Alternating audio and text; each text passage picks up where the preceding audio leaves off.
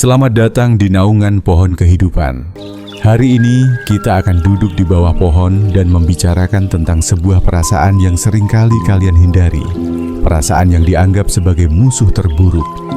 Perasaan itu adalah kecewa. Dunia hari ini, terutama di dunia digital yang kita tinggali, terus-menerus berbisik, bahkan seringkali berteriak. Kamu harus bahagia, kamu harus sukses, kamu harus tersenyum. Kita disuruh menyembunyikan retakan. Kita didorong untuk mengejar kebahagiaan tanpa henti, seolah itu adalah satu-satunya tujuan hidup. Saya telah melihat matahari terbit dan tenggelam, dan izinkan saya menyampaikan satu rahasia sederhana yang baru saya pahami setelah puluhan tahun berjuang.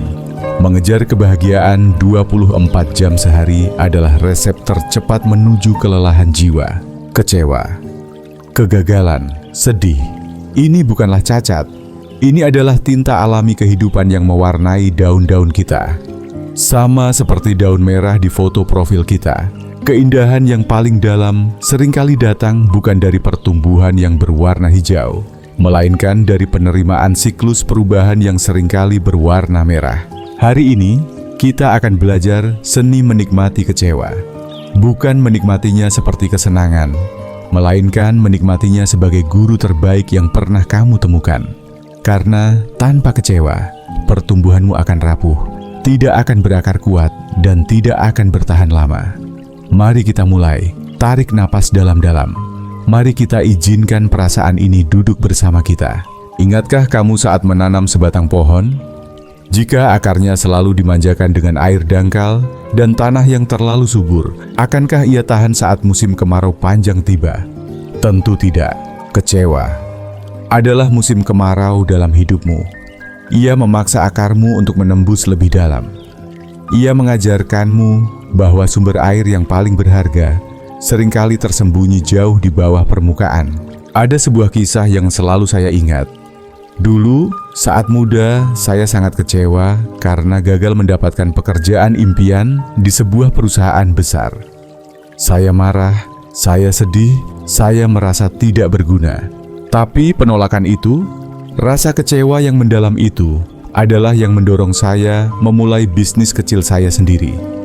Bisnis yang membuat saya bangkrut 2 kali, tapi juga membuat saya berdiri kokoh hari ini. Kegagalan bukanlah hasil akhir. Kegagalan hanyalah umpan balik yang mahal, dan harga itu dibayar dengan rasa kecewa. Tapi jika kamu mau mendengarkan, kecewa akan berbisik, "Cara ini tidak berhasil. Sekarang coba jalan lain." Kita terlalu terobsesi dengan bahagia. Bahagia itu seperti cuaca. Ia datang dan pergi.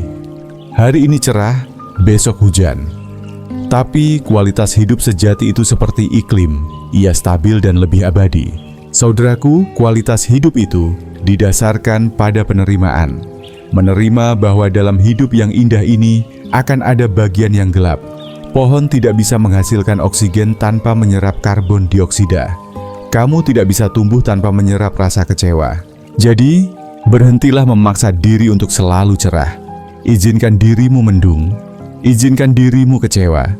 Justru di bawah mendung itu, kamu akan mulai melihat arah yang sesungguhnya. Saat kamu kecewa, tanyakan ini pada dirimu. Apa yang diajarkan oleh kegelapan ini kepadaku? Sekarang kita masuk ke bagian tersulit. Bagaimana cara mengolahnya? Kecewa yang tidak diolah akan menjadi racun, menumpuk, dan membuat batasan-batasan dirimu menjadi rapuh. Ada 2 hal yang selalu saya lakukan saat kecewa. Diam dan mendengarkan. Pertama, diam. Berhentilah menyalahkan orang lain, berhentilah menyalahkan keadaan, bahkan berhentilah menyalahkan dirimu. Diam, ambil jarak, jangan langsung merespons. Kecewa itu seperti ombak besar. Jika kamu langsung melawannya, kamu yang akan tenggelam. Saat kamu diam, kamu memberi ruang bagi dirimu untuk merasakan bukan bereaksi. Rasa kecewa itu akan memunculkan sebuah pertanyaan jujur. Seberapa kuat keinginanku? Jika kekecewaan itu memadamkan semangatmu sepenuhnya, mungkin yang kamu kejar bukanlah keinginan sejati, melainkan hanya ambisi orang lain. Kedua, mendengarkan. Daun merah itu tidak menjadi merah karena ia gagal menjadi hijau. Ia menjadi merah karena ia telah menyelesaikan siklusnya. Dengarkanlah dirimu yang kecewa. Ia sedang memberitahumu bahwa ada sebuah batasan yang telah kamu lewati. Mungkin kamu kecewa karena kehilangan uang. Dengarkan. Ia memberitahumu bahwa kamu harus lebih bijak dalam mengatur keuangan. Mungkin kamu kecewa karena hubunganmu berakhir. Dengarkan. Ia memberitahumu bahwa kamu perlu belajar mencintai diri sendiri terlebih dahulu. Saudaraku, ingatlah ini. Kecewa adalah alarm spiritualmu. Jangan matikan alarm itu dengan pelarian seperti mabuk, belanja berlebihan, scrolling tanpa henti. Duduklah bersama alarm itu sampai kamu tahu apa yang harus kamu perbaiki di dalam rumah jiwamu. Di usia menuju tua ini, saya belajar bahwa saya tidak harus selalu benar, tidak harus selalu menang. Saya hanya harus berusaha lebih baik besok. Dan berusaha lebih baik hanya mungkin jika kamu jujur dengan rasa kecewa hari ini. Pohon kehidupan tidak pernah panik saat badai datang. Ia melepaskan daun-daun yang tidak lagi kuat, mengurangi beban, dan mempersiapkan diri untuk musim berikutnya. Biarkan kekecewaanmu melepaskan hal-hal yang tidak lagi melayanimu. Saudaraku, sebagai penutup, saya tidak akan meminta kamu mencari kebahagiaan hari ini. Saya akan meminta kamu mencari kedamaian. Kedamaian yang menerima penuh kedua sisi kehidupan. Ingat pesan saya ini. Saat kamu merasa kecewa, saat ada ekspektasi yang tidak terpenuhi, cobalah untuk menerima. Dan lakukan 3 langkah kecil ini. Ini adalah ritual daun merah kita. Ritual 1. Menulis. Ambil kertas, tuliskan apa yang kamu kecewakan. Tanpa sensor, tanpa penilaian. Tulis seolah kamu sedang menulis surat kepada teman terdekatmu. Ini adalah proses memahami akar kekecewaanmu. Ritual 2. Analisis. Setelah kamu selesai menulis, baca kembali. Tanyakan, apakah kekecewaan ini karena saya tidak mendapatkan hasil atau karena saya tidak mendapatkan pengakuan? Seringkali, yang kita kejar adalah tepuk tangan, bukan hasil nyata. Ini adalah proses mengevaluasi batang dirimu. Ritual 3. Beri nama. Beri nama guru dari kekecewaanmu, seperti kamu memberi label untuk halaman buku.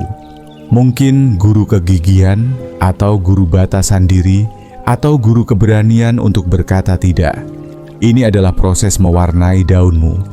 Jika kamu memberinya nama, ia tidak lagi menjadi musuh, tapi rekan dalam perjalanan.